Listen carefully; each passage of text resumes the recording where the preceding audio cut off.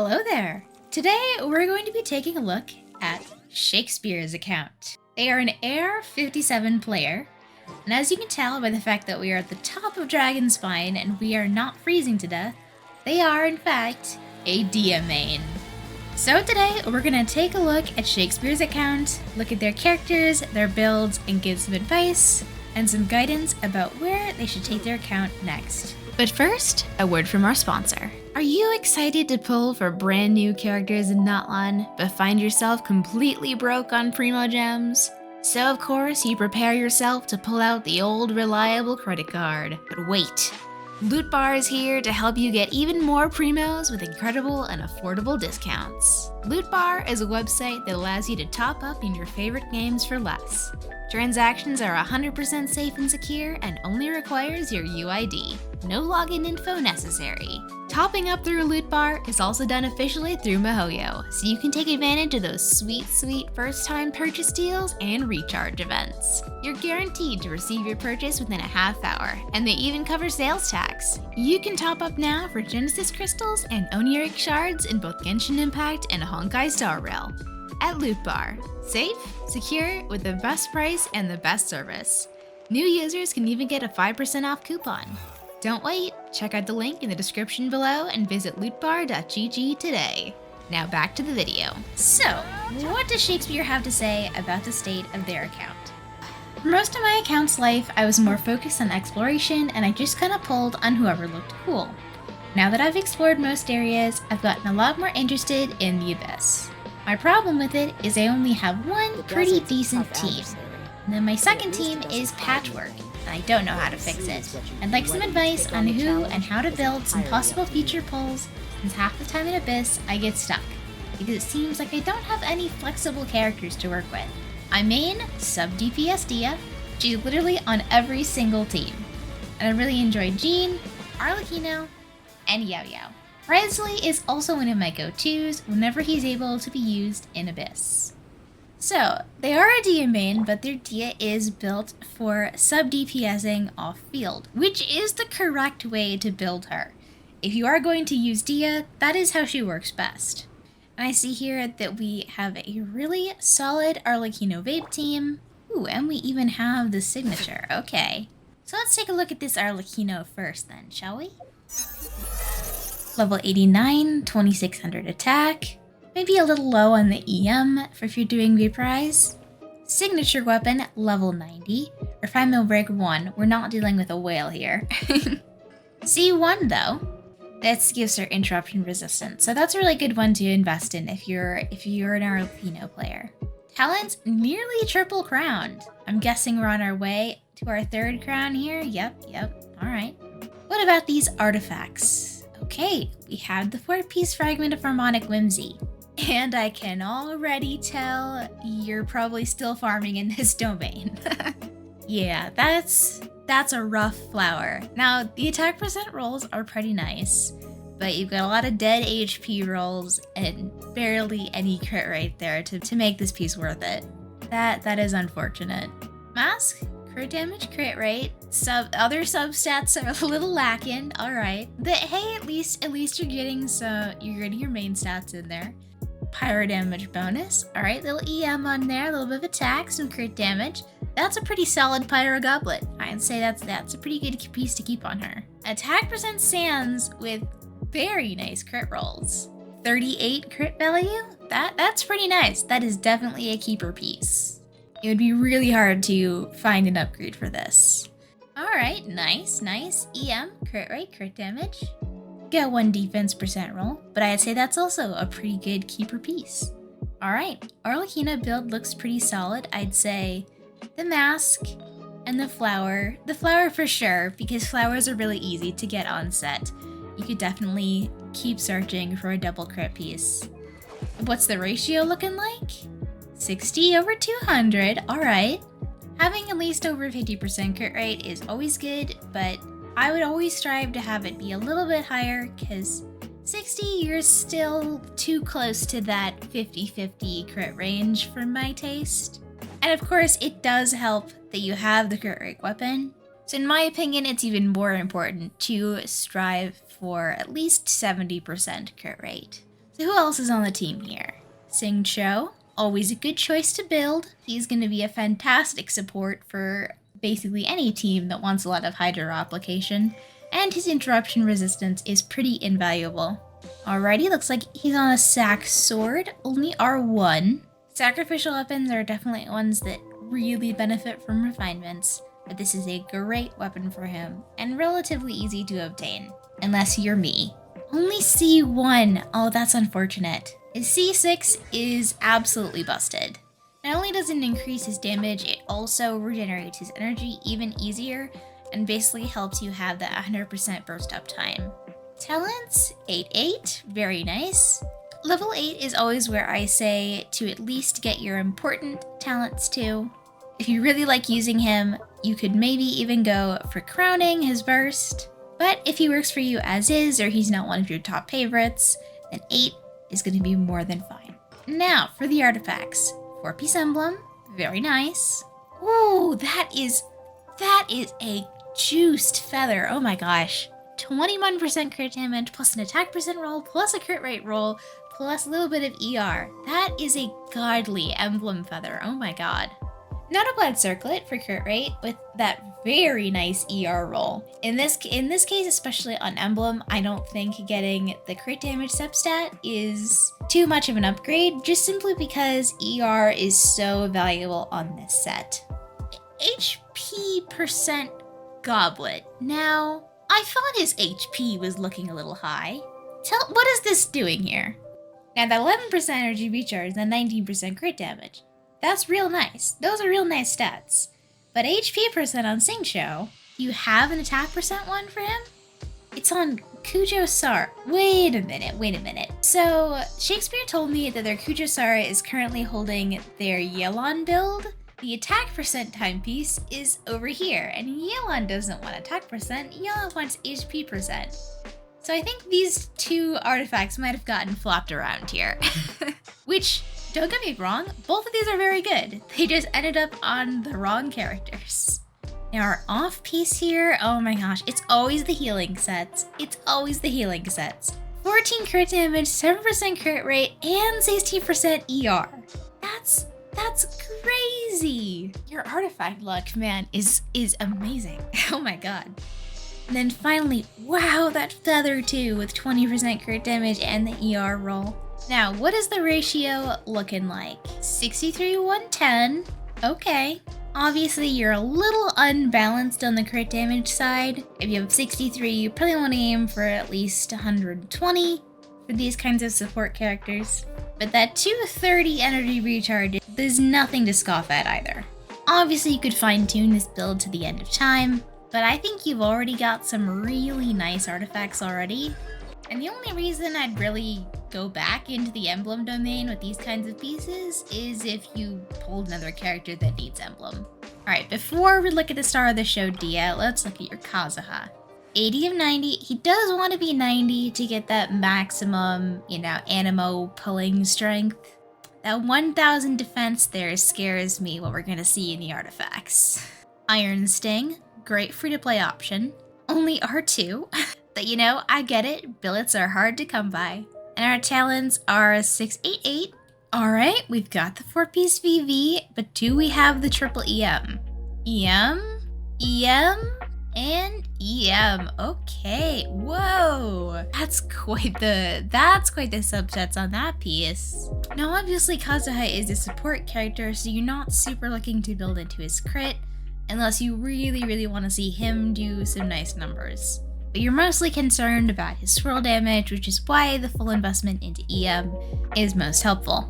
So the most important part of this piece really is that 17% ER right there.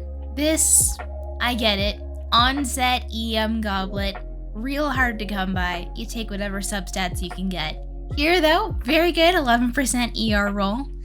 83 flat defense is unfortunate.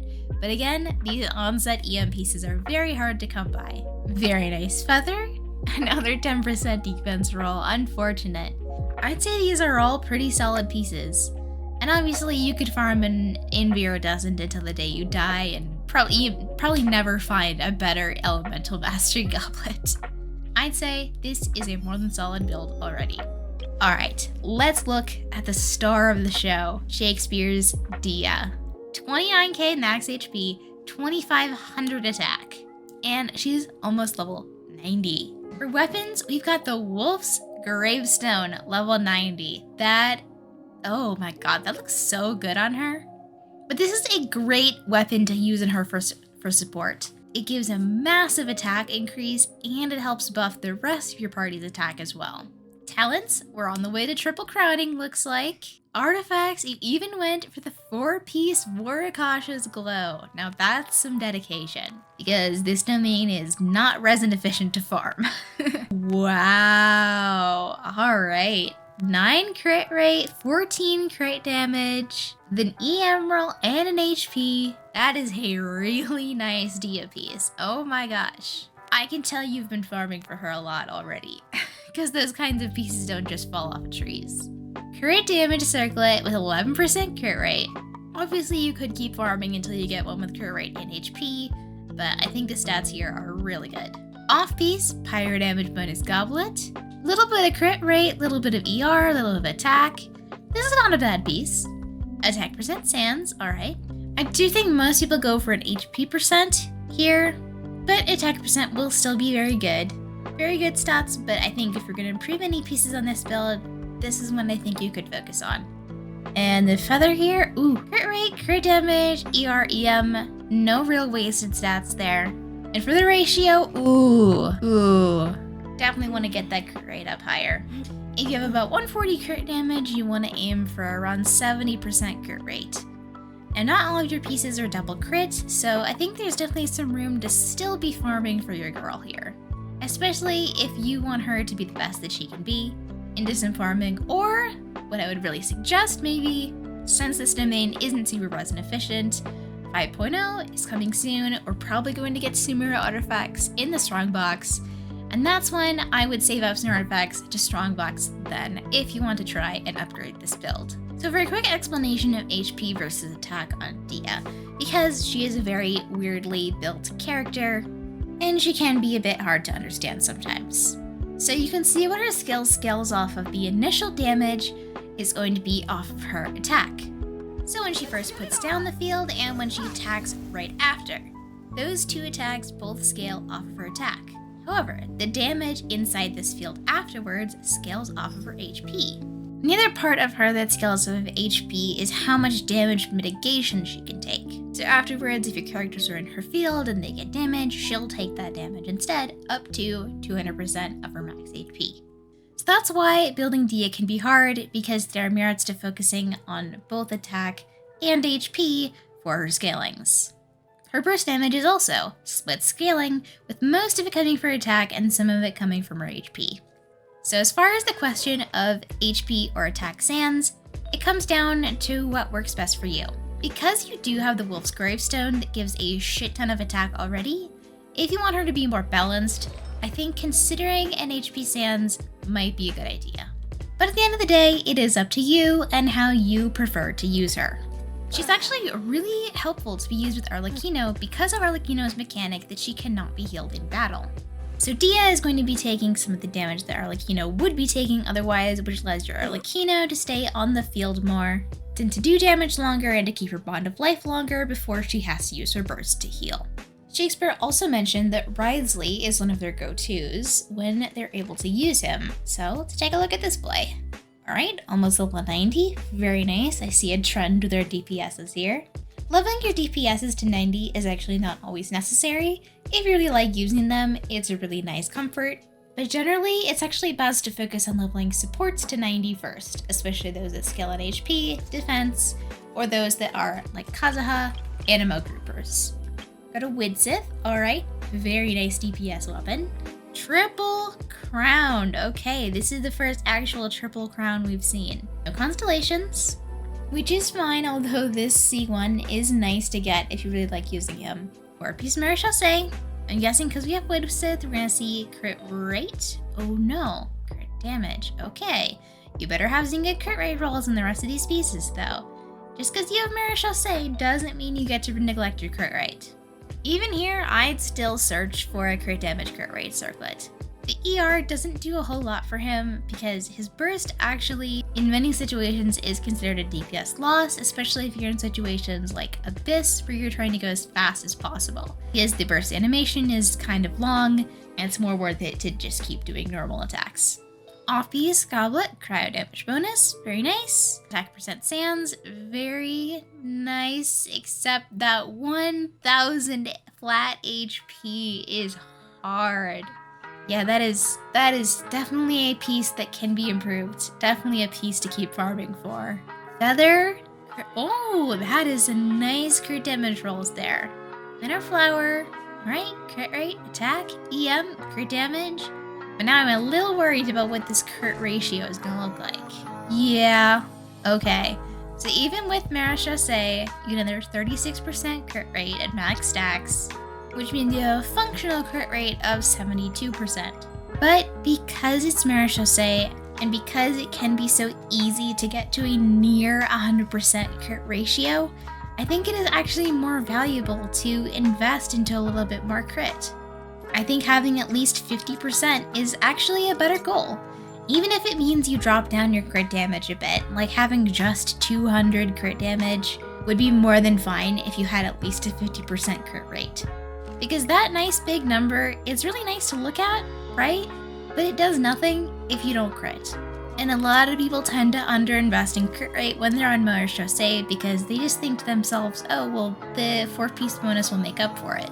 And given that I definitely saw some room for improvement in those artifacts, I think you could get to a way more balanced looking crit ratio here. The good thing about the Golden Troop Marechaussee domain is that it is super resin efficient because both sets are super useful for a ton of characters. So there's really no waste to go back in there and farm every once in a while. Okay, Kujo Sara, which as I said before here is holding onto the Yelan build, which is a character that Shakespeare does not have yet, but they're planning to pull in the near future. So let's take a look. What does our future Yelan hold? Staff Bow, level 90, R4, very nice. Honestly, in some situations, better than Aqua Simulacra. Right, 18% ER, which is very nice, and an HP roll, but no crit damage.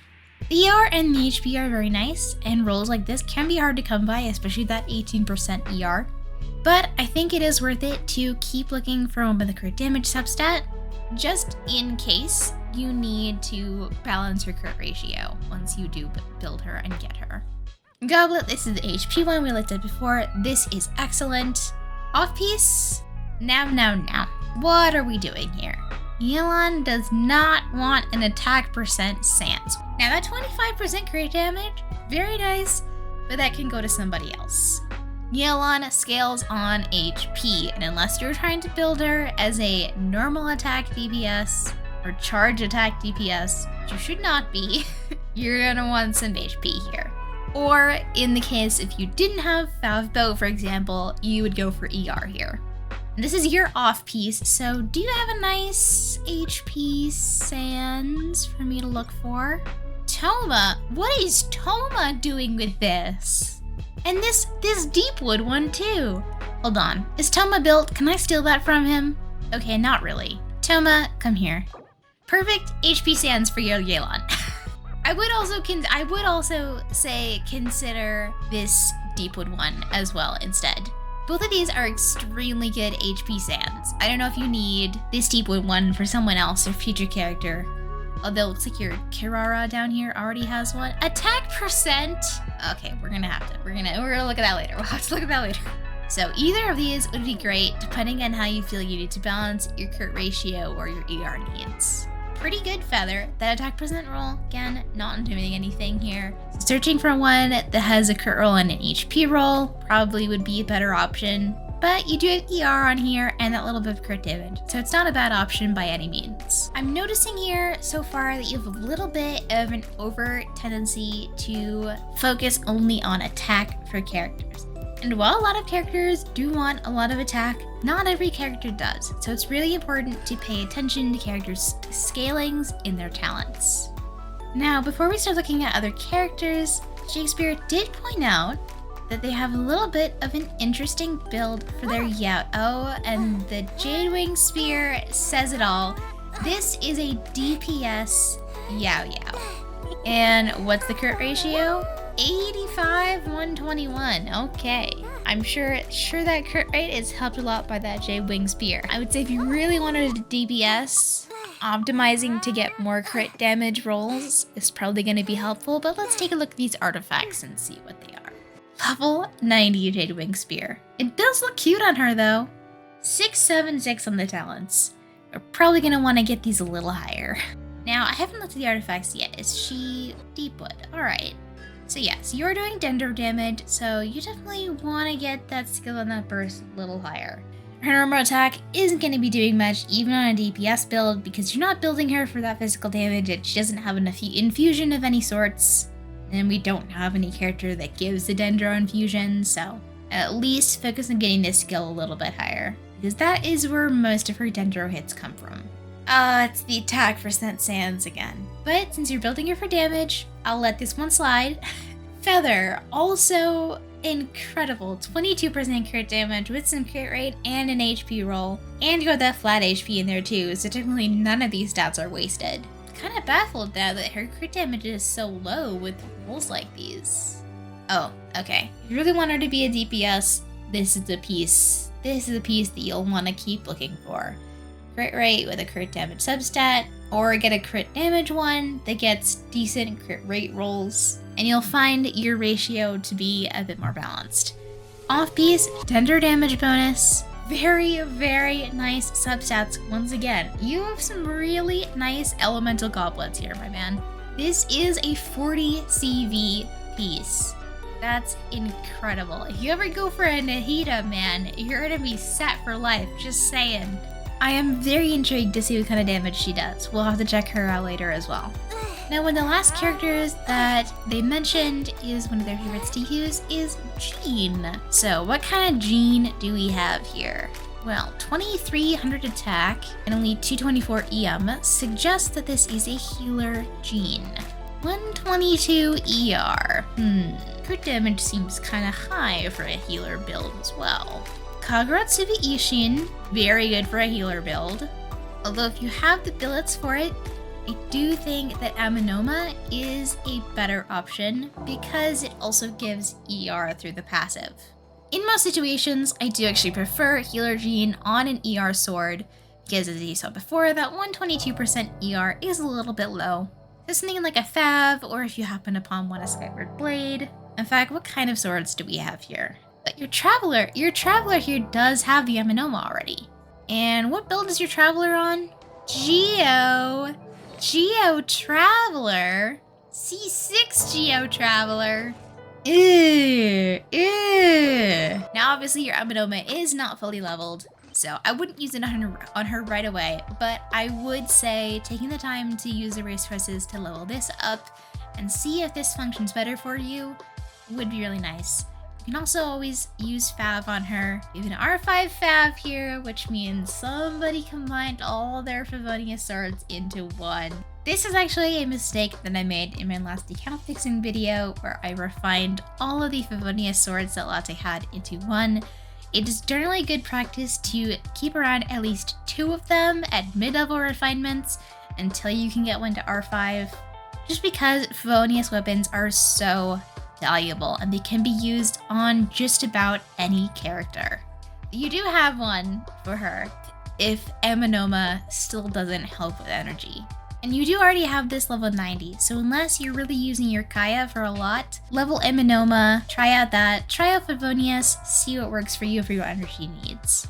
I'm expecting to see attack percent stats here because just a healer. Crit stats. Okay, I was wondering why that crit damage was so high. Attack percent and ER are good for Jean, but if you have an Anemo DPS, they want this kind of piece a lot more. Like I see you have a Wanderer right here. Oh yeah, he's on, okay, the 4-star Anemo damage bonus goblet. I understand. This set is held to farm. But also, it already has other good substats for Jean, so I'd keep it on her and, you know, if you never get a character that wants that more, she'll enjoy it just fine. Attack percent for the Circlet. Healing bonus is also pretty good to aim for because if you have double attack percent on her other stats and you also have an attack percent weapon, healing bonus is going to do way more for you. You would be much better off looking for either healing bonus or attack, some ER or EM substats. Attack percent goblet, very good. Again, with the double crits.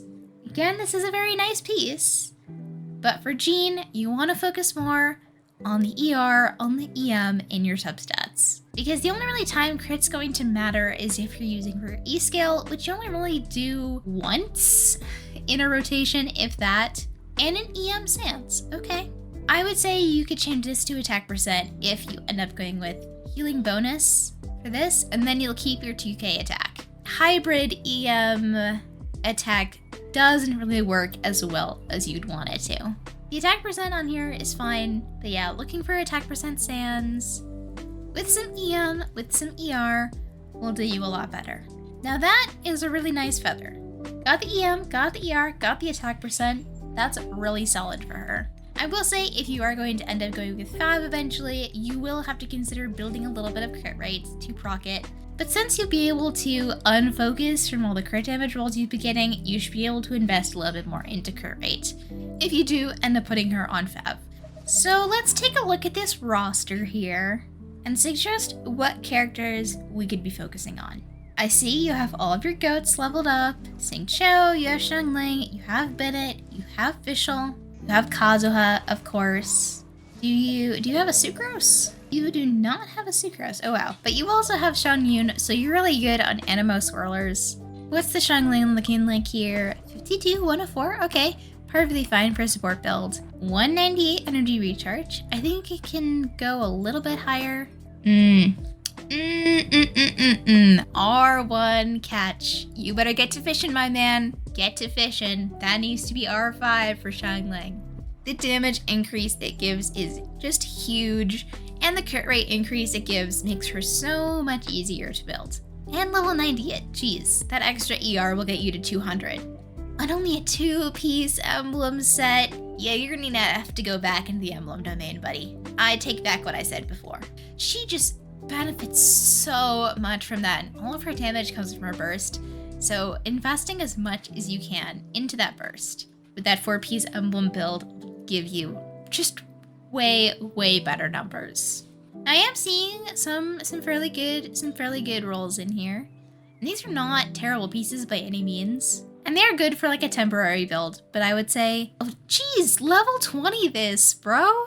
You could get another crit roll on here. See, Bennett has the right investment. And no C6 here. Don't even have it to activate. Wow. I will say, if you do end up getting C6, it's not the end of the world. In fact, you would actually do more for your Arlecchino and your Dehya. It would help increase their damage. So I would say there's no harm in activating it if you do end up getting it one day. Maiden's beloved Bennett. Oh dear. Harbinger of Dawn. Yeah, okay. 44, 146. So your Bennett is on a DPS build here, it seems. Which, if you like using him that way, obviously, go ahead. I'm not going to stop you. If you do want to use him as a support, though, here's how I would recommend you do it. First, 90 him. Second, weapons. Using a 3-star is like shooting yourself in the foot on him. Harbinger of Dawn is a very nice weapon, yes, and having an R5 is very good for you. He wants a weapon with high base attack because his buff scales entirely off of the base attack. The best weapon, or best free-to-play weapon for him that you actually already have in your account is going to be Sapwood Blade. It has a really high base attack for being a 4-star weapon, and it has the energy recharge substat, which he wants a lot of.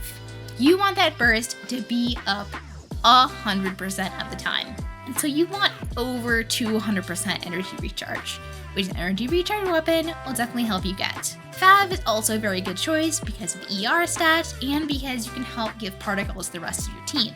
When you're playing him with Xiangling, funneling those particles to her can really help with her ER needs as well. But yeah, I really wouldn't recommend keeping him on Harbinger, and a different character that is actually a DPS can use this weapon a lot better. As for the artifacts, so you've put him on a healer build. He doesn't really need. You're better off just building him on a Noblesse build so that he buffs the team even more with his burst. And then just from the main stats on the Noblesse artifacts, he will do more than enough of a good job as a healer. Especially since you're struggling to get the 4-piece set, I think it is more than worthwhile to retire these artifacts. Strongbox some noblesse pieces, you'll thank me later.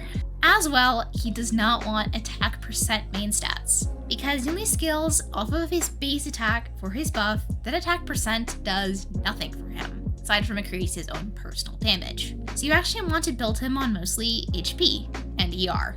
The HP will increase his healing, the ER will make sure his burst is up 100% of the time.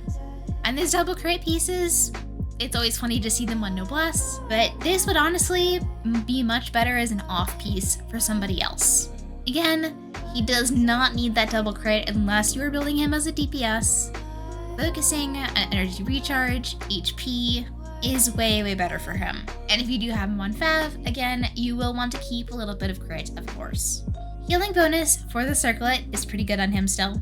You could keep this piece on him, because honestly, not too many healers want crit stats anyways. This 4-star goblet, man, I'm so sorry you level 16 this, because you really didn't have to. You really want HP here, or if you have one lying around, a pyro damage with HP and ER substats. So if one second, switch him to Sapwood Blade. So we lose a lot of that crit damage, but that gets him out to 180 energy recharge just from equipping the weapon, and the weapon's not even maxed yet. So that, plus like an ER Sans, you'll have a lot more comfortable of a support Benny build. You said you're looking for supports, so I would definitely suggest abandoning the DPS angle for him. Let's look at Fischl while we're looking at the adventure team here. Only a 2-piece golden troop, not even a second 2-piece set. Go back into the golden troop domain and farm for your Fischl and farm for your Wriothesley, okay? She benefits so much from the 4-piece golden troop set. It makes her damage go insane. It is so worth it to get that 4-piece set on her. Or if you can't, at least getting like a 2-piece golden troop, 2-piece attack, or 2-piece electro will do so much more. You're missing out on so much by only having the 2-piece sub bonus. Weapon, Fav Bow. Now this is not terrible on Fischl, as long as you're using it to funnel the crits to other members of the party. Otherwise, she does not need this much ER. And you have an unleveled stringless right there! See that right there? Increases elemental skill and elemental burst damage by 24%. Even at refinement rank 1, it's like having a second set of golden troop on her. Now obviously the EM, she doesn't need that much EM, but if you're using her in a Dendro team, it's really nice to just have that there to not have to worry about it in substats. A lot of R5 slingshots here. I think we can get rid of some of these. Because she's not like Xiangling and she's not like Xingqiu and she doesn't need crazy amounts of ER to do damage, it's way more worth it to invest into her crit stats because of how much sub DPS damage she can do. Get Oz all the way up there. Get him all the way up there. Crown him if you want to. Oz is where 100% of her damage comes from.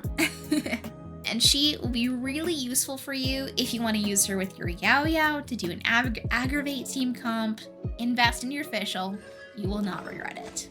That is an ER roll there. Wow. That's a Farina piece.